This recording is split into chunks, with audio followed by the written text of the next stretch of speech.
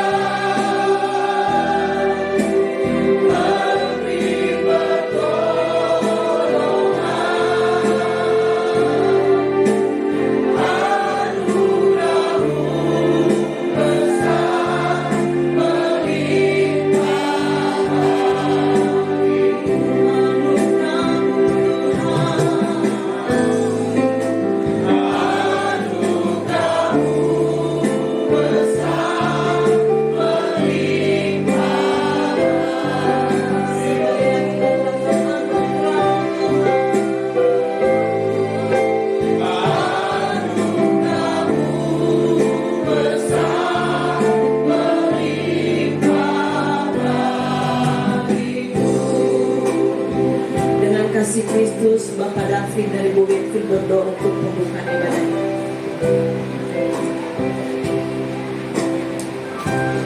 Kembali Tuhan dalam kebaikan Tuhan dan sukacita yang kami alami, terlebih keluarga Tuhan, biarlah senantiasa Tuhan saja yang memberikan penghiburan, biarlah senantiasa kuasa Allah, kuasa Roh Kudus mengalir dalam kehidupan keluarga. Tuhan, kami serahkan ibadah penghiburan dari awal sampai akhirnya Tuhan, kami di dalam tangan Tuhan. Biarlah semuanya ini dapat berjalan dengan baik karena pimpinan daripada Tuhan. Amin. Terima kasih Tuhan, kami mulaikan ibadah penghiburan pada siang hari ini dari dalam nama Tuhan Yesus Kristus. Haleluya. Amin. Silakan duduk Bapak Ibu Saudara yang satunya yang menjadi andalan di dalam kehidupan kita. Hanya Dia satu-satunya penolong yang setia dalam hidup kita. Kita nyanyikan pujian ini. Ku perlu Engkau Yesus. Terima kasih.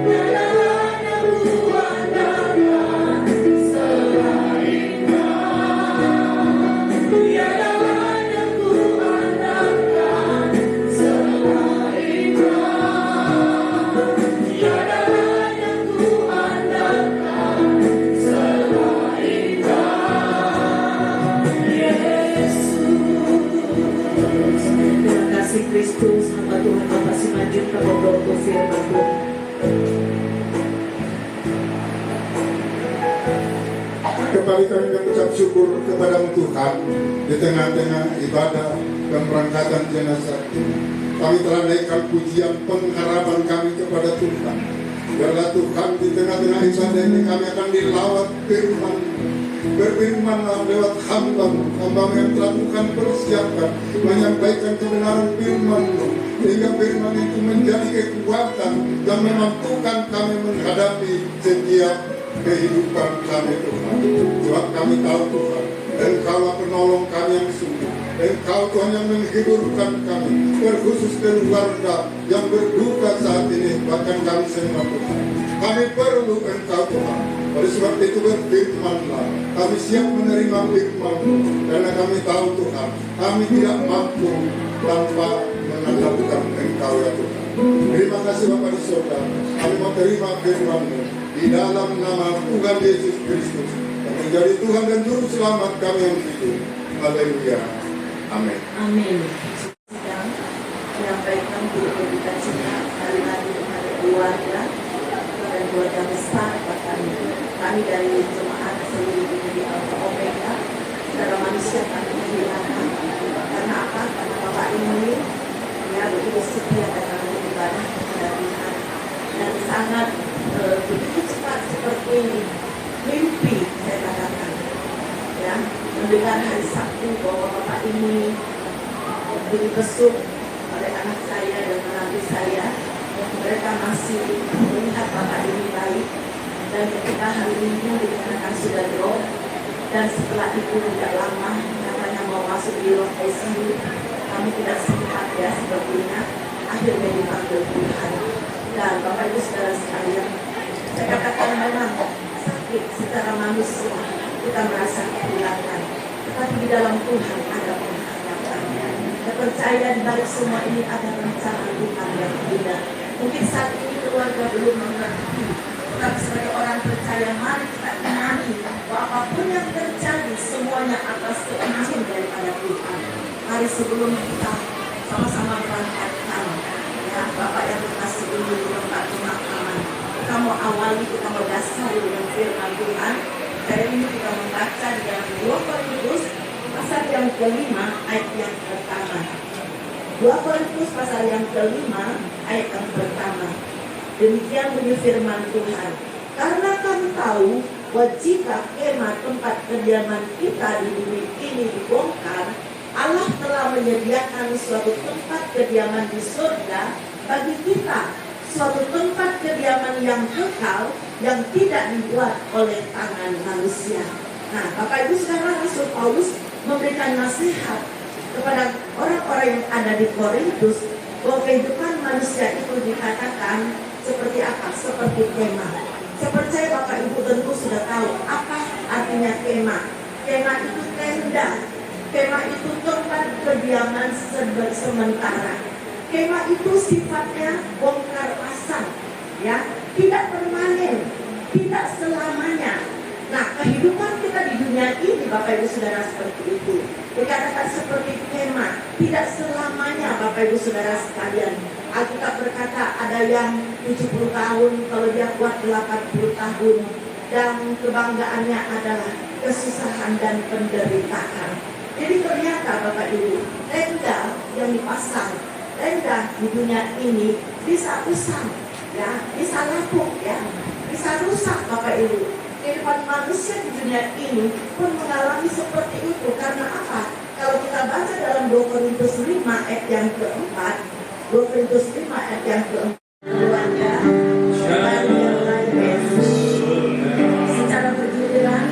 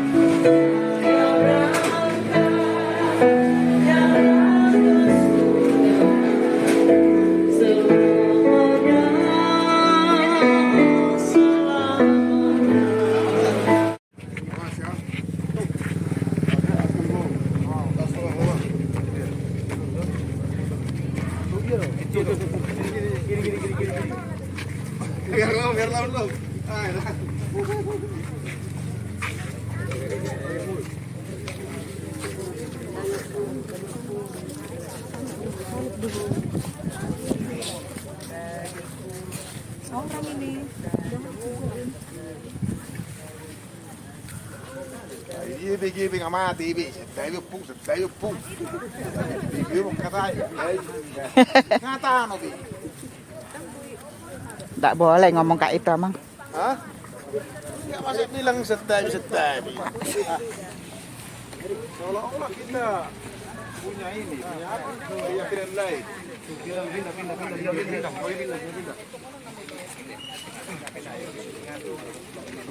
Buka sendal. Pak, bantu dulu, Pak. Angkat dulu, Mas. Pelan.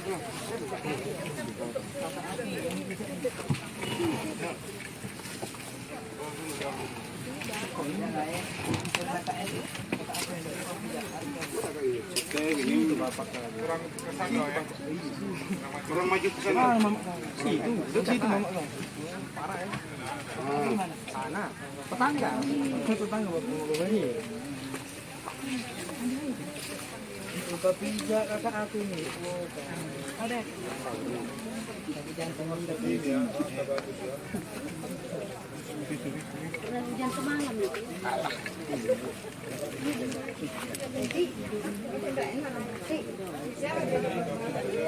Jangan dipijak kalah.